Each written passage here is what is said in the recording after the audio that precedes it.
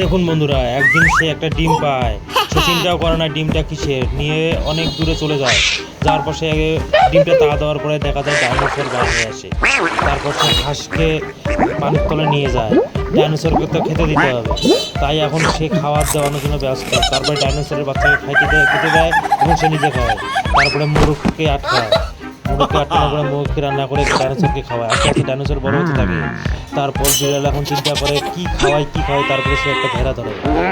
এখন ভেড়ার মাথায় একটা আঘাত করে ভেড়া পড়ে যায় এবং তারপরে সে তাকে ডাইনোসরকে ভেড়াটা খাওয়ায়। ডাইনোসরটা দিন যায়, বড় হয়। তারপরে সে গরুকে আঘাত করে গরুকে মারে। সে গরুকে খাওয়ায় ডাইনোসরকে। পরে বিড়াল চিন্তা করে এটা তো আর হচ্ছে না, তার দিন চলতেছে না। পরে সে ডাইনোসর তার পিছনে চলে যায়। সে ডগের কাছে সাহায্য চায়। ডগ বম দিয়ে ডাইনোসরের মাথায় আঘাত করে, বম ফেটে যায়। তারপরে ডাইনোসর পড়ে যায়। যাওয়ার পরে এখন সে চিন্তা করে রেহাই করি বাঁচলাম। তারপরে সে নিজে গলায় পাথর দিয়ে পানিতে ডুবে। তার